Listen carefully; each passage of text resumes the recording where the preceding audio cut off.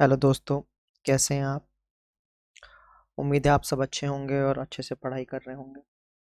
तो आज हम आए हैं डेटा स्ट्रक्चर का अगला पार्ट लेकर, जिसमें हम कुछ और बेसिक्स कवर करेंगे जो आपके एग्ज़ाम पर्पज़ से हेल्पफुल होंगे।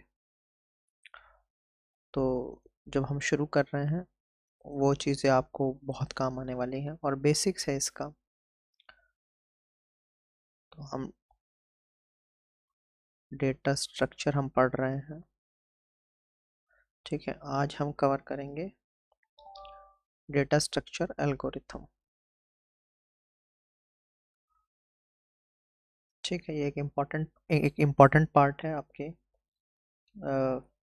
डेटा स्ट्रक्चर का। तो पहले तो हम जानेंगे डेटा ये जो एल्गोरिथम है वो है क्या।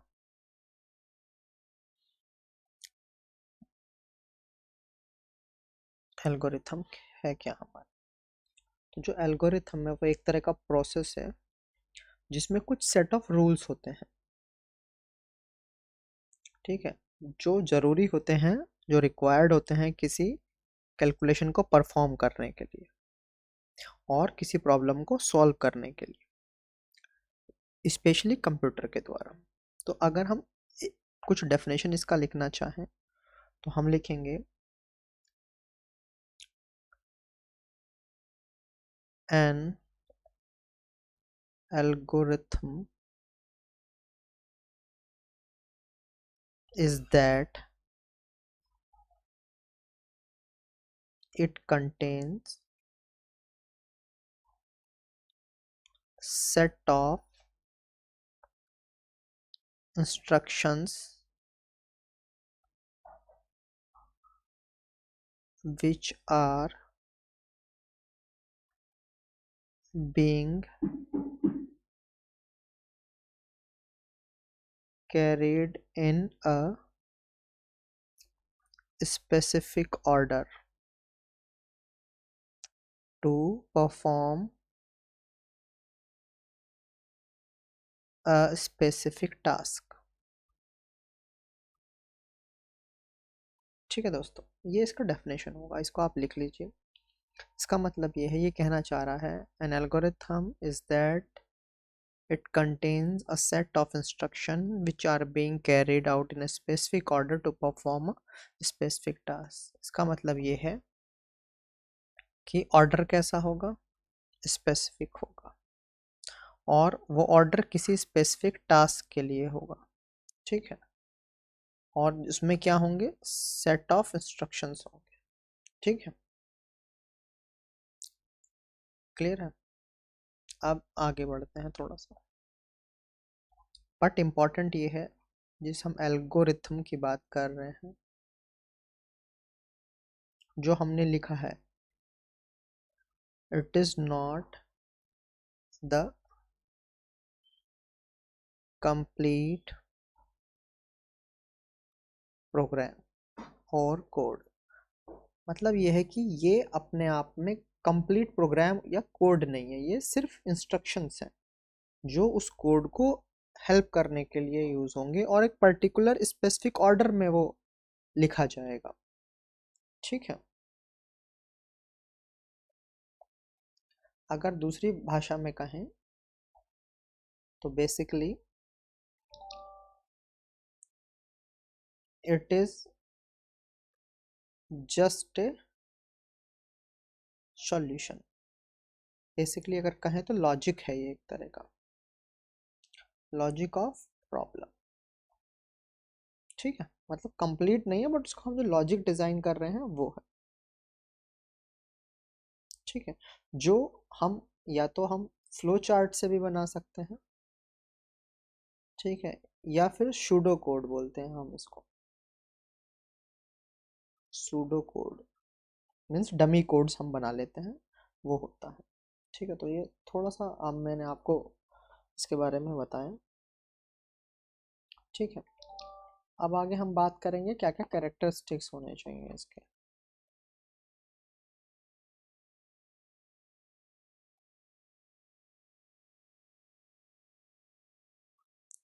कैरेक्टरिस्टिक्स ऑफ एन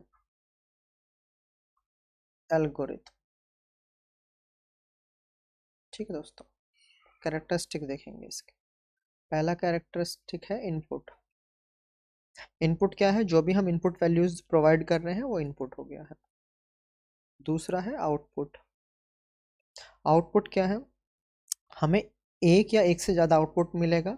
कब? जब एल्गोरिथम का एंड होगा। तो हम कह सकते हैं वन और more output at the end of algorithm. ठीक है, और इसमें हम लिख लेते हैं इनपुट वैल्यूज। ठीक है, तीसरा नेचर क्या होगा? तीसरा कैरेक्टरिस्टिक क्या होगा? अनएम्बिग्यूटी। अनएम्बिग्यूटी इसका मतलब ये है कि जब हम एल्गोरिथम लिख रहे हैं तो बिल्कुल भी एम्बिगुअस नहीं होनी चाहिए। इसका मतलब ये है जो इंस्ट्रक्शन है वो बहुत क्लियर होना चाहिए और सिंपल होना चाहिए। Means clear and simple. Clear and simple instructions. ठीक है, चौथा क्या है? फाइनाइटनेस। फाइनाइटनेस। फाइनाइटनेस का क्या मतलब है? इसका मतलब ये है जो इंस्ट्रक्शन है,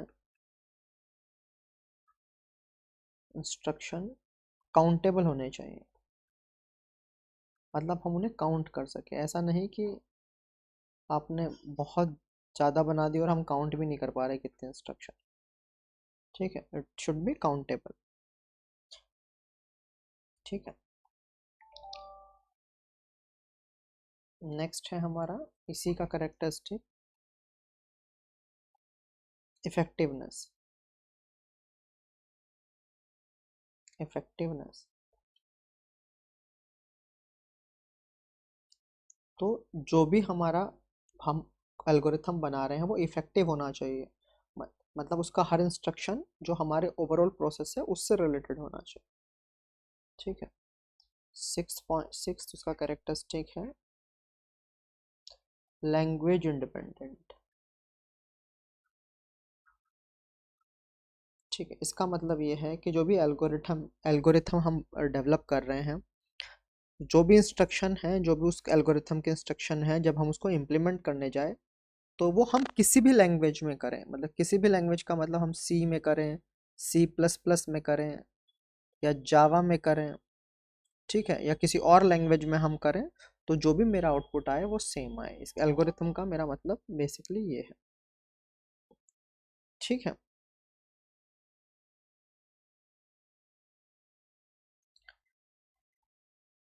उम्मीद है आपको ये समझ आया होगा। अगला टॉपिक हम देख रहे हैं डाटा फ्लो।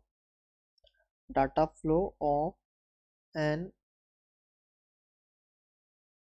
एल्गोरिथम। ठीक है, data flow of an algorithm. तो डाटा फ्लो कैसे कैसे होता है? पहला आता है प्रॉब्लम। तो कोई भी रियल वर्ल्ड का प्रॉब्लम होगा, ठीक है, और या कोई इंस्टेंस होगा एक रियल वर्ल्ड का प्रॉब्लम, तो उसके लिए हमें एक प्रोग्राम क्रिएट करना होगा और ये सेट ऑफ इंस्ट्रक्शन क्रिएट करने होंगे। तो जो सेट ऑफ इंस्ट्रक्शन होंगे प्रॉब्लम के लिए वो क्या कहलाएंगे? एल्गोरिथम कहलाएंगे। ठीक है, जो सेट ऑफ इंस्ट्रक्शन होंगे, जो सेट ऑफ इंस्ट्रक्शन होंगे हमारे instruction for real world problem,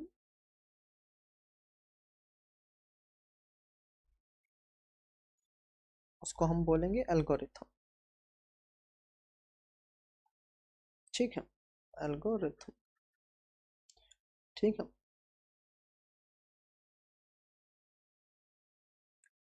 दूसरा पॉइंट इसका आएगा खुद एल्गोरिथम। कि आप एक प्रॉब्लम होगी उसके लिए आप एल्गोरिथम जनरेट करोगे। ठीक है, तो बेसिकली हमने अभी जैसे लिखा step by step procedure, step by step procedure, ठीक है। और क्या होगा इसमें, इसमें होगा इनपुट। तो जब हमारा डिज़ाइन हो जाएगा एल्गोरिथम, जब भी मेरा एल्गोरिथम डिज़ाइन हो जाएगा तो मुझे उसे एक इनपुट देना पड़ेगा। तो एक इनपुट मुझे प्रोवाइड करना पड़ेगा उस एल्गोरिथम में, ठीक है। तो इसको आप ऐसा लिख लीजिए, आफ्टर डिजाइनिंग एन एल्गोरिथम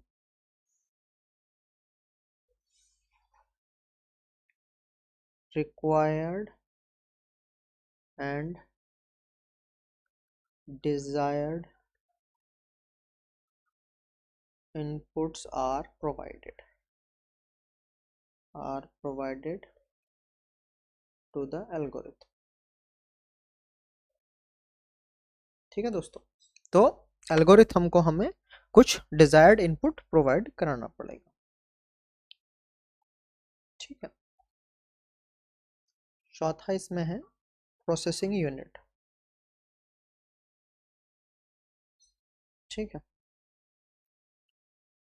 तो जो भी मेरा इनपुट होगा, जो मेरा इनपुट होगा वो किसको जाएगा, प्रोसेसिंग यूनिट को जाएगा, मेरा प्रोसेसिंग यूनिट को जाएगा, ठीक है।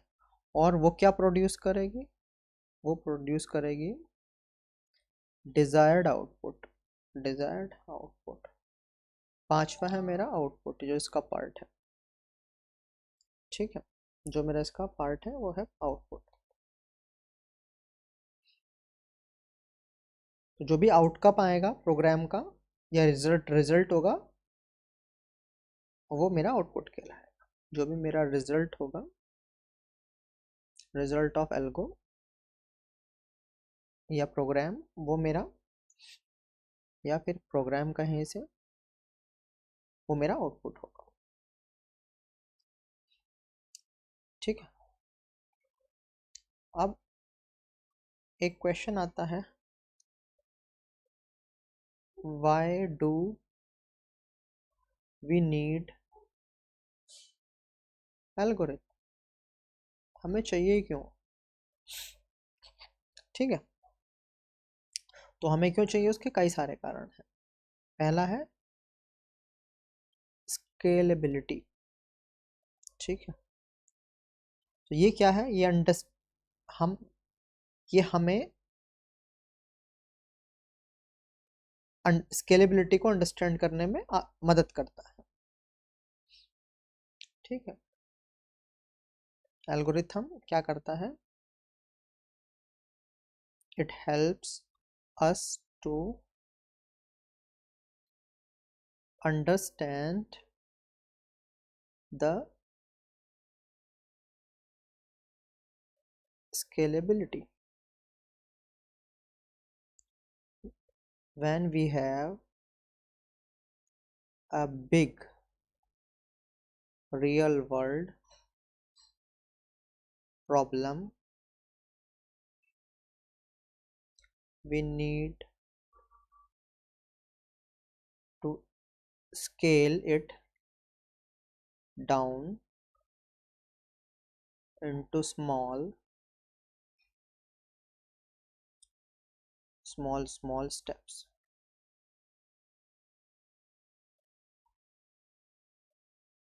to easily analyze the problem, ठीक है दोस्तों। ये कहना चाह रहा है, दोबारा मैं पढ़ के बता देता हूँ, थोड़ा राइटिंग का इशू है। It helps us to understand the scalability when we have a big real world problem. We need to scale it down into small steps to analyze the problem. इसका मतलब ये है कि जब कोई बड़ी रियल वर्ल्ड की प्रॉब्लम हम देखते हैं तो उसको हम छोटे छोटे टुकड़ों में तोड़ते हैं ताकि हम उस प्रॉब्लम को अच्छे से एनालाइज कर सकें, ठीक है। दूसरा है परफॉर्मेंस, परफॉर्मेंस, ठीक है। अब जो रियल वर्ल्ड प्रॉब्लम है वो इतनी आसानी से तो छोटे छोटे स्टेप्स में नहीं टूट जाएगी। अगर प्रॉब्लम आसानी से छोटे छोटे स्टेप्स में टूट गई, इसका मतलब वो फिजिबल है। ठीक है, क्लियर है? तो उससे रिलेटेड जो भी चीज़ होगी वो परफॉर्मेंस है। अब हम एक एग्जाम्पल समझते हैं रियल वर्ल्ड का। ठीक है, अब एग्जाम्पल की अगर हम बात करें, एग्जाम्पल से समझेंगे तो ओके चलिए, हमें सपोज कि लेमन जूस बनाना है। ठीक है, ये एक रियल वर्ल्ड का हमारे सामने प्रॉब्लम है कि हमें लेमन जूस बनाना है। तो हम स्टेप्स बनाएंगे। पहला स्टेप्स क्या होगा? कट लेमन इनटू हाफ, मतलब हम उसको आधा काट लेंगे। ठीक है, पहला तो यही करेंगे स्टेप। दूसरा क्या करेंगे? स्क्वीज करेंगे, मतलब उसको निचोड़ लेंगे। ठीक है, जितना भी उसमें जूस निकल सके उतना। उसके बाद क्या करेंगे? उसमें शुगर ऐड करेंगे, शुगर ऐड। ठीक है, उसके बाद क्या करेंगे? उसके बाद हम उसको स्टिर करेंगे, मतलब उसको हिला, उसको हम चम्मच से घोलेंगे, उसको हम स्टिर करेंगे। ठीक है, ताकि शुगर हमारा डिजोल्व हो जाए। यही तो करेंगे। इसके बाद हम क्या करने का कोशिश करेंगे? अब उसके अंदर हम कुछ वाटर डालेंगे, वाटर प्लस आइस। ठीक है, ये ऐड करेंगे। ठीक, 6 स्टेप मैं यहाँ लेकर ले रहा हूँ। फिर उसको क्या करेंगे? जूस को थोड़ी देर के लिए फ्रीज़र में रख देंगे ताकि और ठंडा हो जाए। उसके बाद क्या करेंगे? ड्रिंक कर लेंगे। ठीक है, तो ये अगर एक प्रॉब्लम मेरे सामने आया लेमन जूस का, तो उसका मैं स्टेप बाय स्टेप बना दे रहा हूँ। तो जो ये स्टेप बाय स्टेप चीज़ें हमने बनाई हैं, वो हमारा क्या है? एक एल्गोरिथम। अब ऐसा तो हो नहीं सकता कुछ चीज़ें इसमें पहले हो जाएं। क्या आप सेकंड स्टेप फर्स्ट से पहले कर सकते हो? नहीं कर सकते। तो बेसिकली एक स्पेसिफिक सीक्वेंस भी हो गया है। ठीक है, जो हमने डेफिनेशन में कहा था, डेफिनेशन में भी अगर हम कहें तो यही कहा था हम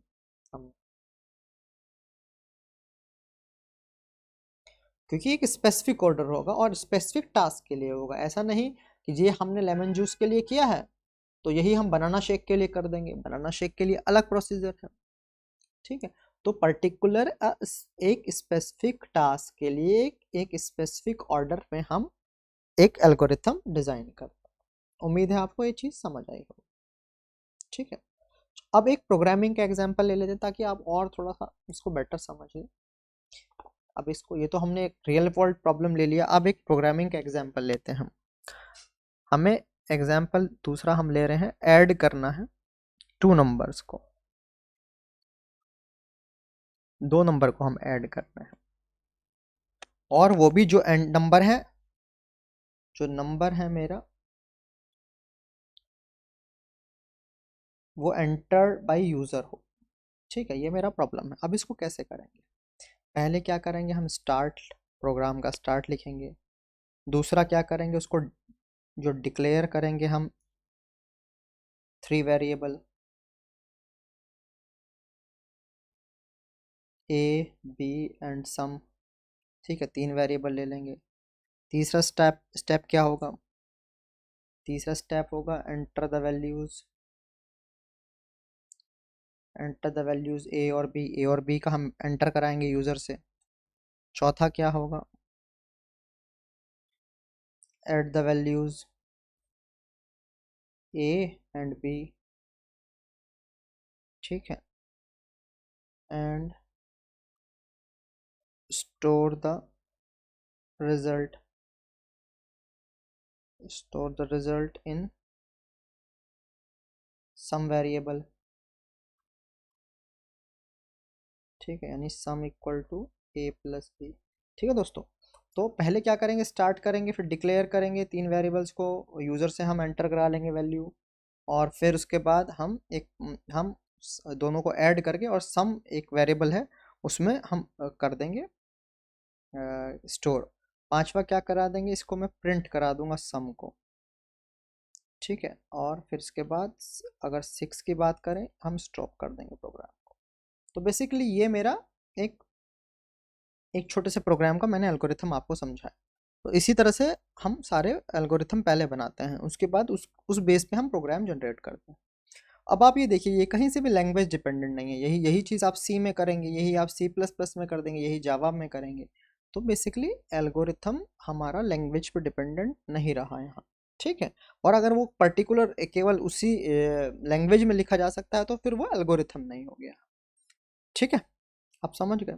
उम्मीद है आपको थोड़ा सा यहाँ पे बेटर क्लैरिटी आई होगी। ठीक है, अब आगे बढ़ते हैं। अगला है फैक्टर्स ऑफ एल्गोरिथम।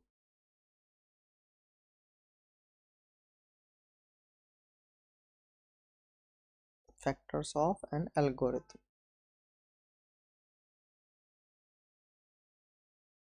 ठीक है। अब हमें कुछ फैक्टर हमेशा कंसिडर करने होते हैं जो एल्गोरिथम में काम आते हैं। पहला है मॉड्युलैरिटी। ठीक, इसका मतलब क्या है?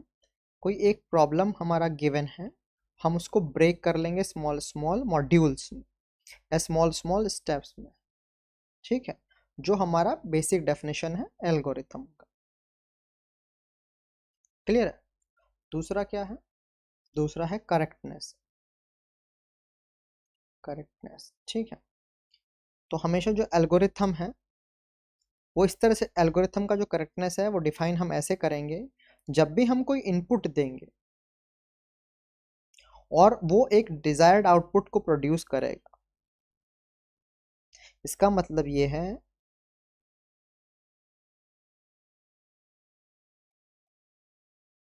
अगर पर्टिकुलर मैंने एक इनपुट दिया और उससे एक करेक्ट आउटपुट मिल गया, इसका मतलब मेरा जो एनालिसिस है एल्गोरिथम का वो करेक्ट है, यानी वो उसकी करेक्टनेस ओके है। ठीक है। तीसरा है मेंटेनेबिलिटी। ठीक है, इसका यहाँ मेंटेनेबिलिटी का मतलब ये है कि जो एल्गोरिथम है वो इस बहुत सिंपल स्ट्रक्चर्ड वे में डिजाइन होना चाहिए।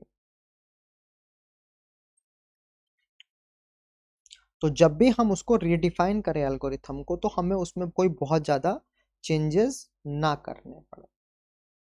ठीक है, मतलब वो इजीली हम उसको चेंज कर पाए अगर हम उसमें कोई चेंजेस करने की ज़रूरत है तो। ठीक है।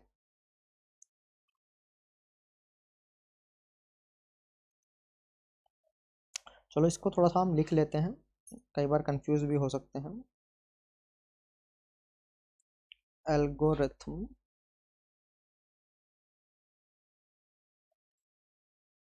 should be designed in a very simple,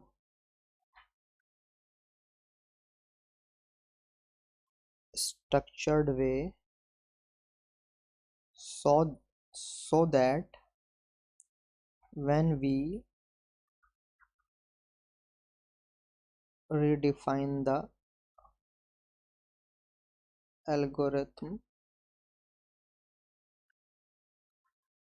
no major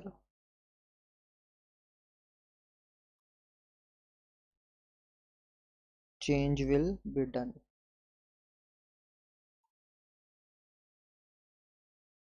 in algorithm।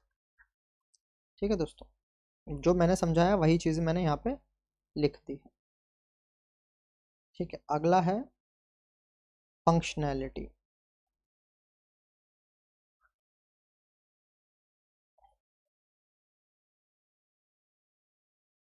Functionality,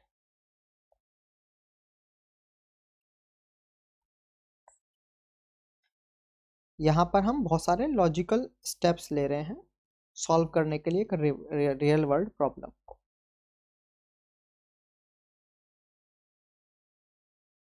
logical steps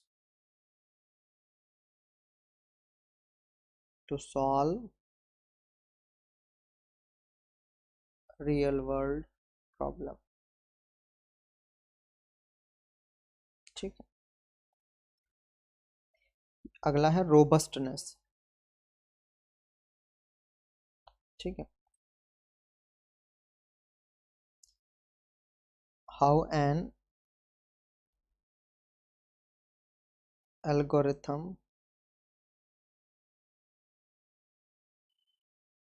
can clearly define your problem, define our problem, मतलब कितना वो क्लियरली हमारी प्रॉब्लम को डिफाइन कर सकते। ठीक है, अगला है यूजर फ्रेंडली भी होना चाहिए। ठीक है,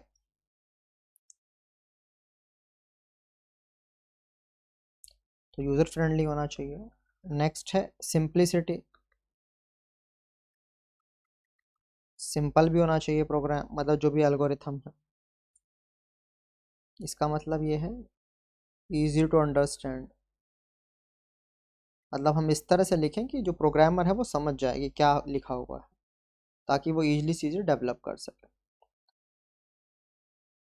अगला है एक्सटेंसिबिलिटी।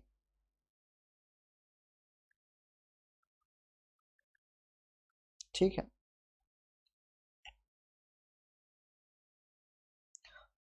तो अगर कोई दूसरा प्रोग्रामर हमारा एल्गोरिथम यूज़ करना चाहता है तो वो आसानी से यूज़ करे, तो उस चीज़ को हम एक्सटेंसिबिलिटी बोलेंगे।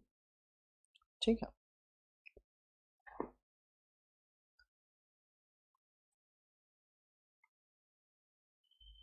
नेक्स्ट है इम्पोर्टेंस, क्या है एल्गोरिथम का इम्पोर्टेंस, क्या है एल्गोरिथम का।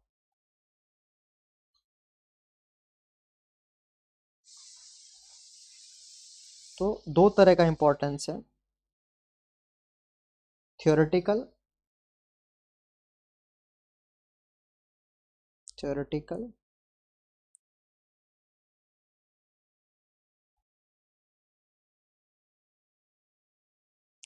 दूसरा है प्रैक्टिकल।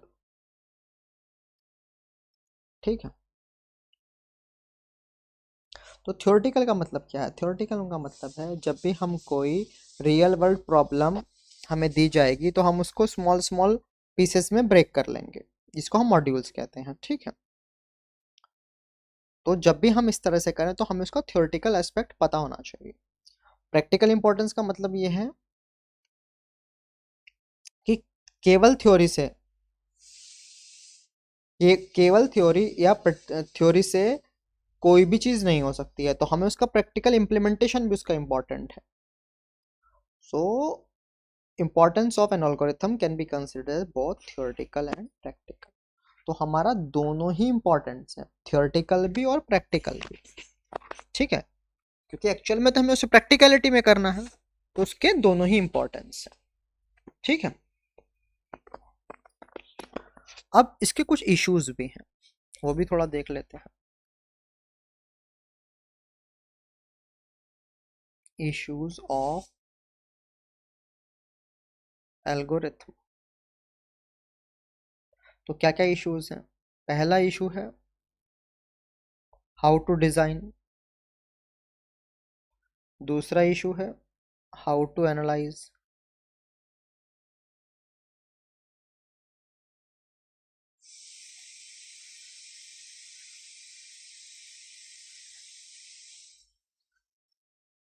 उसकी एफिशिएंसी को एनालाइज करना। ठीक है, तो हम जैसा जानते हैं कि algorithm step by step procedure है जो फॉलो होना चाहिए। ठीक है, क्लियर है, डिज़ाइन करने के लिए एल्गोरिथम को। तो डिज़ाइन कैसे होगा कि हम step by step procedure use करेंगे जो हमारा एल्गोरिथम को डिज़ाइन करेगा। ठीक है, और दूसरा उसके साथ दूसरा इशू क्या है कि उसका जो एल्गोरिथम है उसकी एफिशिएंसी को हम कैसे एनालाइज करें, ये दो इश्यूज इसके होते हैं। ठीक है, अब हम सिर्फ कुछ अप्रोचेस देख लेते हैं।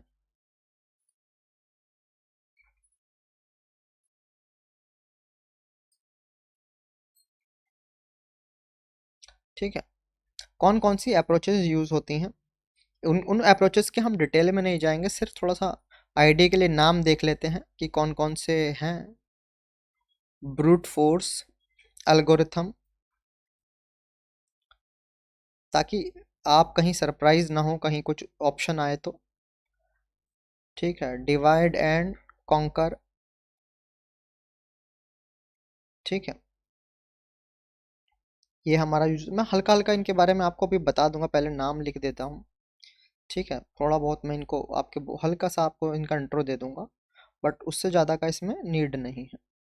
नाम इसलिए बता रहा हूँ ताकि आप कहीं कोई वर्ड आए तो अचानक से चौंक ना जाए। यह है ग्रेडी एल्गोरिथम। दूसरा है डायनामिक प्रोग्रामिंग। पांचवा है branch and bound algorithm. Branch and bound algorithm. छठा है रैंडमाइज्ड एल्गोरिथम।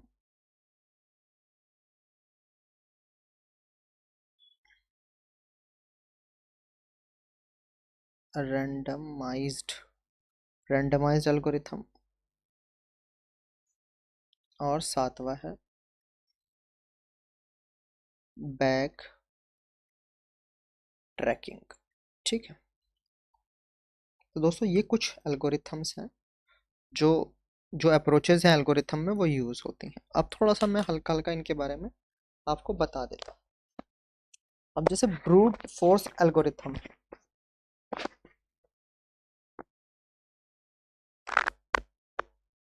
इसको एग्जॉस्टिव सर्च एल्गोरिथम भी बोलते हैं। ठीक है, इसका दूसरा नाम भी है, इसको बोलते हैं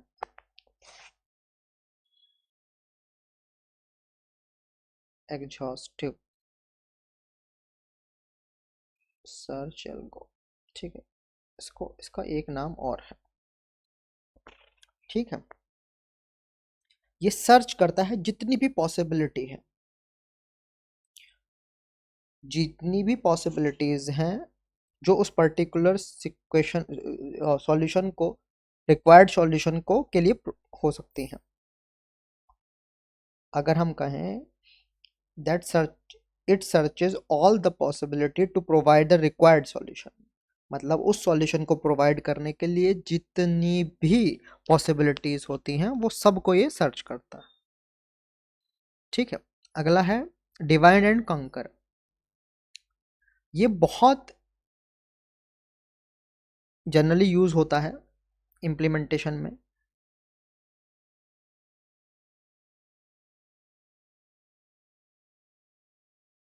ये क्या करता है, पहले ब्रेक करता है प्रॉब्लम को डिफरेंट डिफरेंट मेथड से।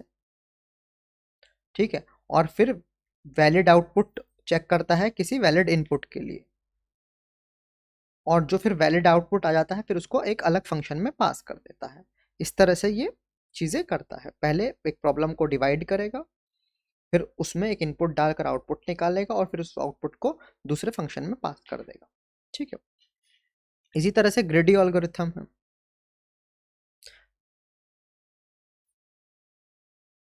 इसका एग्जीक्यूशन थोड़ा फास्ट होता है, जो ग्रेडी एल्गोरिथम है इसका थोड़ा पास फास्ट होता है। ठीक है, तो इस तरह से ही ये एल्गोरिथम हमारा यूज़ होता है। इनको हम ज़्यादा डिटेल में नहीं पढ़ेंगे, डिटेल में जाएंगे तो फिर अपने आप में एक एक थ्योरी वाला लेक्चर हो जाएगा बड़ा। तो अभी इतना ही नीड है थोड़ा सा, इसलिए आपको हमने बता दिया है।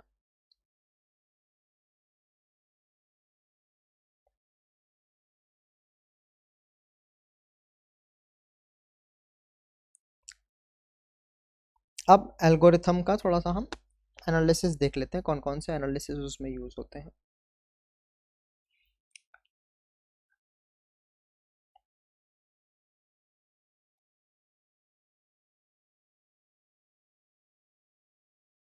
ठीक है, इसमें दो तरह के यूज़ होते हैं, प्रियोरी प्रियोरी एनालिसिस। ठीक है, दूसरा है पोस्टेरियो एनालिसिस।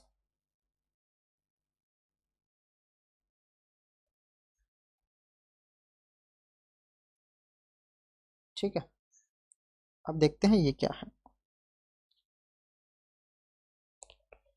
तो दो असल में एल्गोरिथम का जो एनालाइज है वो हम दो लेवल में कर सकते हैं। एक है पहले before creating the algorithm and दूसरा है आफ्टर क्रिएटिंग द एल्गोरिथम। ठीक है, तो जो पहला वाला एनालिसिस है ये थियोरेटिकल एनालिसिस है। इट इज डन बिफोर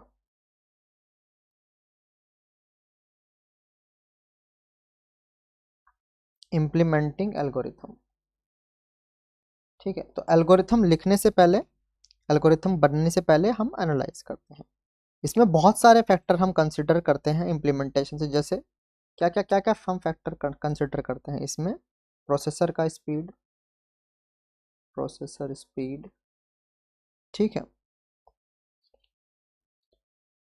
जो कि इम्प्लीमेंटेशन पार्ट पर कोई इफेक्ट नहीं होना है, जिसका इम्प्लीमेंटेशन फैक्टर पे कोई इफेक्ट नहीं होना है प्रोसेसर स्पीड का। ठीक है, अब दूसरे वाले एनालिसिस की बात करेंगे तो ये होता है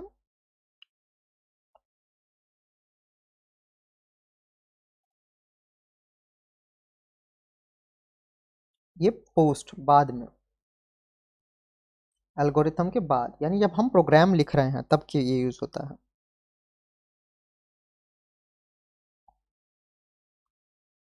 तो बेसिकली ये प्रैक्टिकल एनालिसिस हो गया, ये प्रैक्टिकल एनालिसिस हो गया, और ये क्या था हमारा? थियोरेटिकल एनालिसिस हो गया,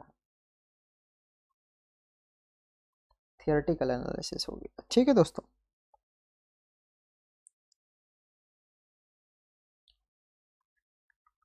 8 evaluate how much running time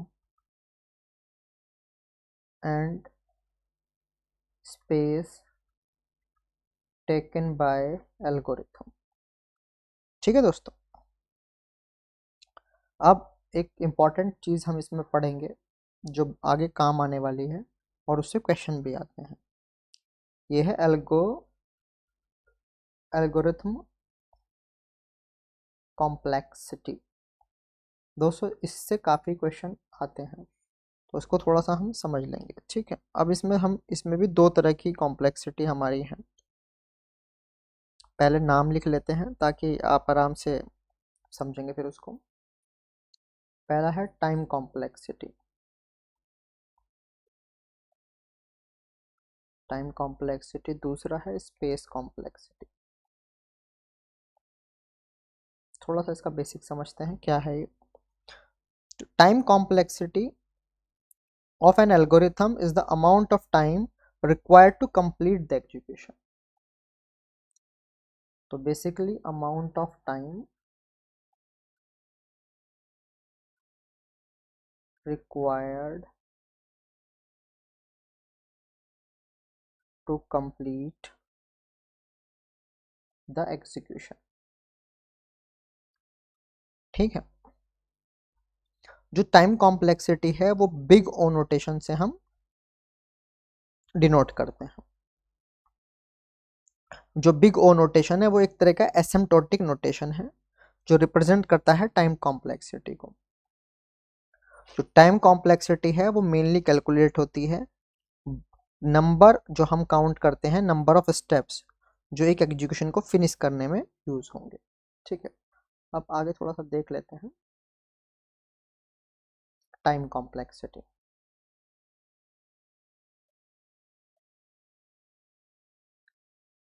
time complexity, ठीक है, तो बिग ओ नोटेशन से हमारा, बिग ओ नोटेशन हमारा यूज होता है। ठीक है,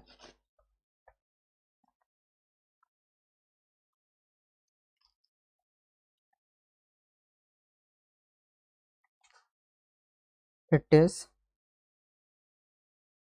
mainly calculated by counting the number of steps to finish execution। ठीक है, अब इसे एक एग्जांपल से मैं समझाऊंगा आपको, तो आपको थोड़ा और बेटर समझ आएगा। ठीक है, एग्जांपल है, ओके, उम्मीद है आपने ये लिख लिया होगा, तो यहीं पे मैं थोड़ा सा आपको समझा देता हूँ। ठीक है,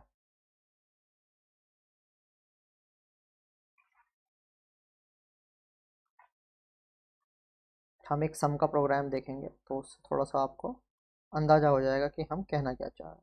ठीक है, अब मैंने लिखा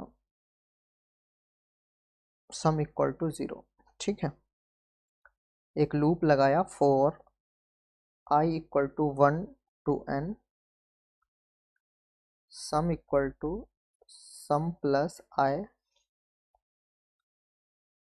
रिटर्न सम। ठीक है, एक ये बेसिक प्रोग्राम मैंने लिखा। अब इसमें समझते हैं, अगर हम इस कोड की बात करें तो इसमें अलग अलग चीज़ों की हम कॉम्प्लेक्सिटी चेक कर सकते हैं। ठीक है, यहाँ एक लूप लगा हुआ है। ठीक है, अब टाइम कॉम्प्लेक्सिटी जो लूप का होगा, लूप स्टेटमेंट का, वो क्या होगा, n होगा। ठीक है, क्यों n होगा, n इसलिए होगा क्योंकि ये n बार आइट्रेशन कर रहा है। अगर आप देखें एक बार, ठीक है, क्योंकि इसमें i ऐड हो रहा है, i कहाँ से वेरी हो रहा है, 1 टू n। सम सम हमारा 0 है, पहले यहाँ 0 प्लस 1 होगा। ठीक है, तो यहाँ वैल्यू स्टोर हो जाएगी 1। अब उसके बाद क्या होगा, फिर 1 प्लस 2 आएगा, वैल्यू हो जाएगी 3। फिर 3 प्लस 3 होगा, वैल्यू हो जाएगी 6। तो ये जो लूप चलना है n टाइम्स चलना है, तो इसलिए इसकी कॉम्प्लेक्सिटी हो जाएगी n। और अगर हम n की वैल्यू बढ़ाएंगे, अगर हम n की वैल्यू बढ़ाएंगे तो टाइम कॉम्प्लेक्सिटी भी बढ़ जाएगी। क्लियर है, आप समझे। तो अगर इसकी हम बात करें, इस वाले पोर्शन की, इतने पोर्शन की, तो इसकी जो टाइम कॉम्प्लेक्सिटी हो गई n हो गई। क्लियर है, ये बात समझ आया। क्यों n होगी, क्योंकि हमारा वो n टाइम वो लूप चल रहा है, मतलब वही इंस्ट्रक्शन हर n टाइम रोटेट करेगा, n टाइम चलेगा। ठीक है, तो इस तरह से हम इसकी निकालते हैं। अब इसी में हम दूसरा स्टेटमेंट हम देख लेते हैं। एक, अगर इस रिटर्न स्टेटमेंट की मैं बात करूं, अगर मैं इस रिटर्न स्टेटमेंट की बात करूं तो इसकी कांस्टेंट है। क्यों, क्योंकि ये जो स्टेटमेंट है, इस स्टेटमेंट का जो है, ये क्या होगा, ये कांस्टेंट है 1, यानी केवल एक ही बार ये एग्जीक्यूट होगा, केवल ये एक ही बार एग्जीक्यूट होगा। ठीक है, और ये n पर डिपेंडेंट नहीं है, मीन्स यहाँ का आप n वैल्यू कितनी हो, जब यहाँ ये लूप कंप्लीट हो जाएगा, लूप ब्रेक होगा, तब उसके बाद यहाँ ये सम में वैल्यू स्टोर, वैल्यू जो आएगी ये वैल्यू को रिटर्न कर देगा प्रोग्राम को। तो ये n पर डिपेंडेंट नहीं है, और ये एक स्टेप में हमारा प्रोवाइड कराना है।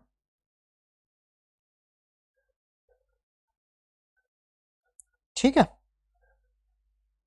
क्लियर है, आप समझे। तो अगर पर्टिकुलर इस स्टेटमेंट का पूछा जाता तो यहाँ पर टाइम कॉम्प्लेक्सिटी 1 हो जाती, बट अगर इस लूप का पूछा है तो n है। लेकिन जो टाइम कॉम्प्लेक्सिटी हम लेते हैं वो वर्स्ट टाइम की कॉम्प्लेक्सिटी लेते हैं। इसका मतलब है maximum time taken for any given input size.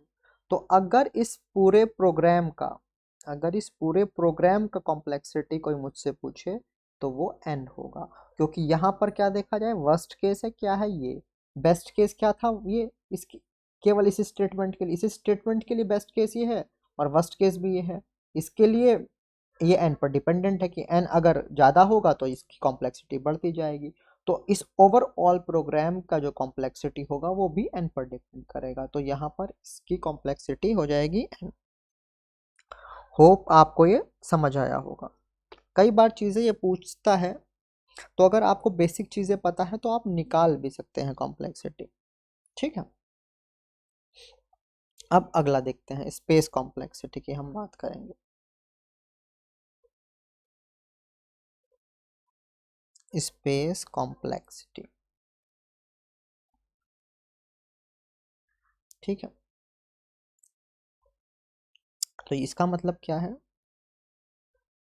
Amount of space required, amount of space required to solve a problem and produce an output। ठीक है,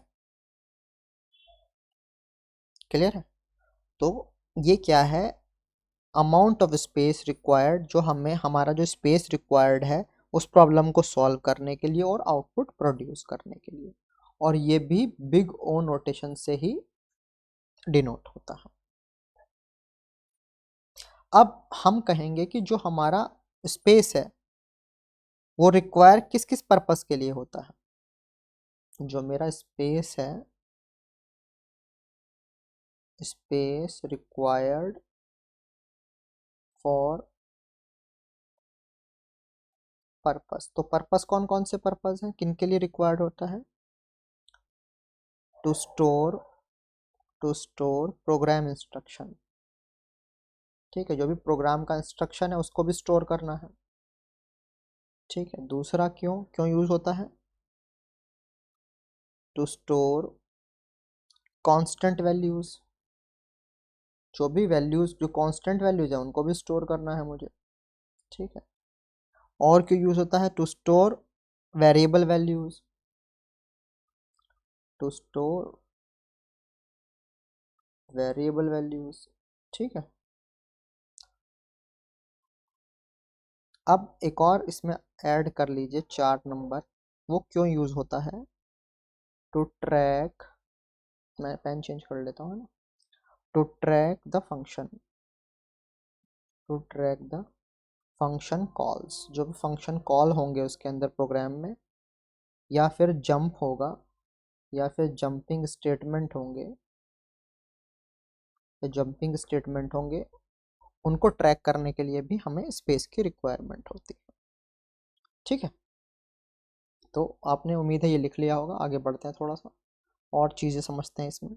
एक इसमें टर्मिनोलॉजी यूज होगी ऑक्सिलरी स्पेस, ऑक्सिलरी स्पेस इसका मतलब क्या है पहले ये समझ लेते हैं। जो भी एक्स्ट्रा स्पेस होगा, extra space required by the algorithm.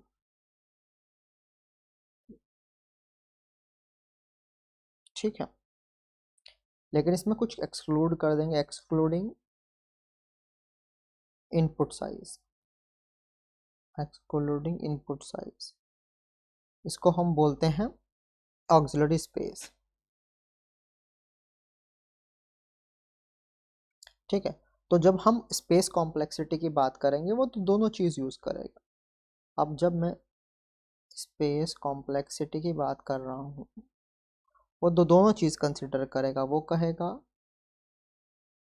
Auxiliary space, auxiliary space plus input size.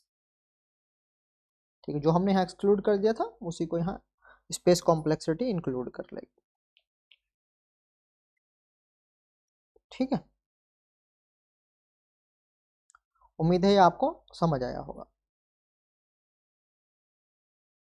चलिए आगे बढ़ते हैं। Next is types of algorithm.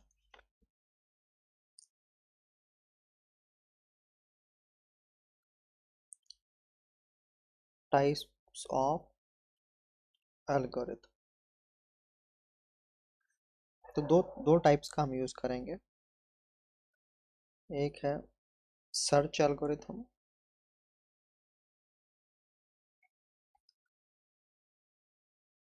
दूसरा हम शॉर्ट एल्गोरिथम। ठीक है, अब सर्च एल्गोरिथम में भी असल में दो पार्ट है, सर्च में भी दो पार्ट है, लीनियर और बाइनरी। ठीक है, तो इनको हम थोड़ा सा देखेंगे। तो अगर हम सर्च एल्गोरिथम की बात करें,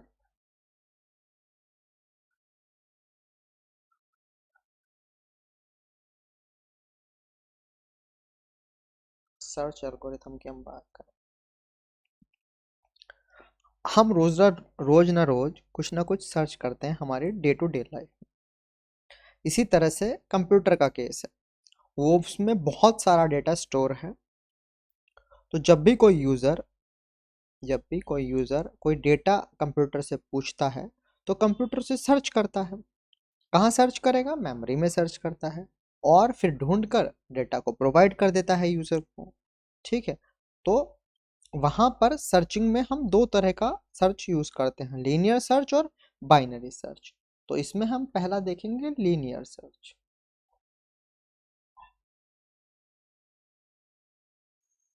लीनियर सर्च, ठीक है, ये एक बहुत सिंपल एल्गोरिथम है जो स्टार्ट जो सर्च करता है, एलिमेंट को स्टार्ट कर देता है हर एक एलिमेंट से। कहाँ से? बिल्कुल शुरू से। और कहाँ तक जाता है? जब तक कि वो एलिमेंट हमें मिल नहीं जाता। ठीक है, ये क्या करता है? ये कंपेयर करता है हर एलिमेंट को, और जब जब वो सर्च कर रहा होता है हर एक एलिमेंट के साथ, अगर मैच मिल जाता है तो वो उसको रिटर्न कर देगा जो उसका इंडेक्स है एलिमेंट का। अगर नहीं मिलेगा तो फिर वो रिटर्न करेगा 1। ठीक है, इंपॉर्टेंट यहाँ क्या है? जो लीनियर सर्च है वो हमारा अनशॉर्टेड लिस्ट पर होता है। मतलब वो शॉर्टेड नहीं होना चाहिए, तभी हम ये लीनियर हम यूज़ करते हैं। ठीक है, ये बेसिकली क्या करता है? कंपेयर करता है, कंपेयर करता है। ठीक है, इसके बाद दूसरा आता है बाइनरी सर्च। ये आता है बाइनरी सर्च। ठीक है, बाइनरी सर्च एक बहुत सिंपल और एल्गोरिथम है जो एलिमेंट को एकदम ढूंढ के दे देता है बहुत क्विकली। लेकिन ये कहाँ से सर्च करता है? हमेशा शॉर्टेड लिस्ट से, मतलब लिस्ट पहले से ही शॉर्ट होना चाहिए। ठीक है, सो जो एलिमेंट है वो शॉर्टेड होंगे एक सिक्वेंशियल ऑर्डर में, यस, या एक शॉर्टेड मैनर में।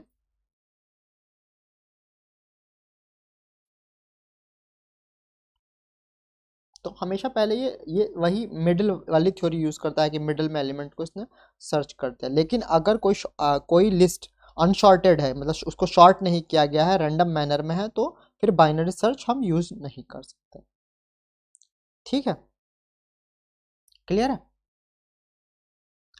अब shorting algorithm.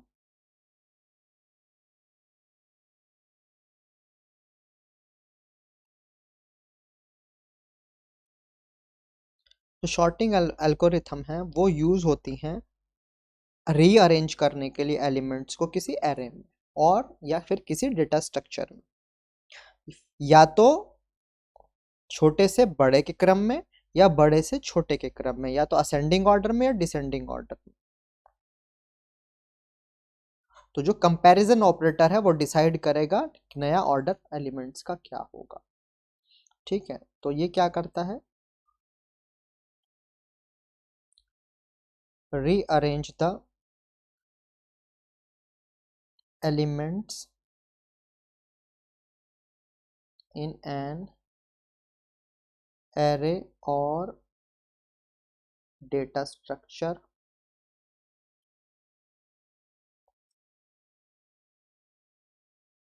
either in ascending or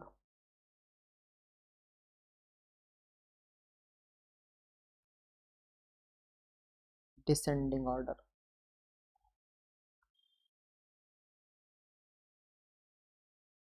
comparison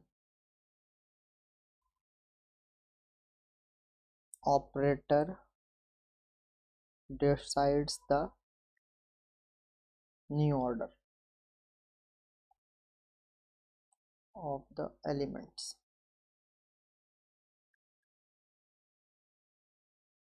ठीक है दोस्तों, अब इम्पोर्टेंट है Y. we why do we need sorting? Why we need algorithm? हमें ज़रूरत क्यों है? ठीक है, क्यों ज़रूरत है? ऑप्टिमाइज करने के लिए एफिशिएंसी एल्गोरिथम की, जैसे बाइनरी सर्च एल्गोरिथम है, तो इसके लिए ऑलरेडी हमारा जैसे बाइनरी सर्च एल्गोरिथम है, उसके लिए मेरा पहले से जो एरे है वो शॉर्टेड होना चाहिए। ठीक है, दूसरी बात, जो शॉर्टिंग एल्गोरिथम है वो जो इंफॉर्मेशन प्रोवाइड कराती है वो शॉर्टिंग ऑर्डर में होता है, जो कि ह्यूमन रीडेबल है। और किसी भी पर्टिकुलर एलिमेंट को सर्च करने के लिए किसी शॉर्टेड लिस्ट में, जो हम बहुत तेज़ी से फास्ट कर सकते हैं अनशॉर्टेड में। अब जैसे आप सपोज कीजिए कि आप ऑफिस में हैं, ठीक है, तो आपके पास अगर लेटर्स हैं, आपके पास जो लेटर्स हैं, तो अगर आपने उनको डेट वाइज लगाया हुआ है, आप आपने जो लेटर्स है उनको डेट वाइज लगाया हुआ है, और कोई आपसे पूछे कि पर्टिकुलर डेट का आप लेटर निकाल दीजिए, तो आप इजीली निकाल पाएंगे। और वहीं आपने रेंडमली अगर लेटर्स आपने एक फाइल में लगाए हुए हैं, किसी भी डेट का कहीं भी लगा दिया है, तो फिर जब आप पर्टिकुलर डेट का लेटर या पर्टिकुलर लेटर ढूंढेंगे तो आपको प्रॉब्लम होगी। ठीक है, इस तरह से। या फिर आप ऐसे समझिए कि 1000 लोगों का एक एक लिस्ट हमने बनाया है, ठीक है, और यहाँ पे मैंने सबका नाम लिखा हुआ है, ठीक है। तो सपोज कीजिए उसमें से एक हमने नाम सर्च करना है विजय, ठीक है। तो इसमें अगर ये मैंने ऑर्डरली नहीं लगाए हुए हैं, मींस अल्फ़ाबेट वाइज नहीं लगाए हैं, A to Z अगर मैंने नहीं लगाए हैं, और ये फिर रैंडमली मतलब जिसका नाम मुझे पहले मिला उसका मैंने इस तरह से लिखता चला गया, तो जब मुझे कभी विजय को ढूंढना होगा तो मुझे बहुत प्रॉब्लम होगी। जबकि मुझे अगर A to Z मेरा शॉर्टेड है, अगर लगा हुआ है, तो मैं वी वाला, जहाँ से वी स्टार्ट हो रहे हैं वहाँ सर्च करना शुरू करूँगा। तो यहाँ भी इसी तरह से है कि अगर मेरा एरे या मेरी जो मेरा डेटा स्ट्रक्चर है, अगर वो शॉर्टेड है पर्टिकुलर किसी मैनर में, मतलब उसका कोई ऑर्डर है, तो मुझे कोई भी चीज़ अगर उसमें सर्च करनी है तो वो आसानी से सर्च हो जाएगी। तो यही रीज़न है कि हम शॉर्टिंग एल्गोरिथम यूज़ करते हैं। तो दोस्तों आज के लिए इतना ही रखेंगे, एल्गोरिथम का पार्ट हमारा हमने आज कंसिडर किया। होप आपको ये समझ आया होगा। अगर अभी भी आपकी कोई क्वेरी है एल्गोरिथम से रिलेटेड या अब तक जो पढ़ाया उससे रिलेटेड, तो आप हमें कमेंट में बता सकते हैं, ठीक है, या फिर हमारे टेलीग्राम या व्हाट्सएप जो आपने चैनल अगर हमारा ज्वाइन किया हुआ है तो आप वहाँ पर भी हमें बता सकते हैं, ठीक है। तो थैंक यू वेरी मच, आप अच्छे से पढ़ते रहिए, तैयारी करते रहिए, फिर मिलते हैं अगले वीडियो में अगले टॉपिक को लेकर। Thank you very much.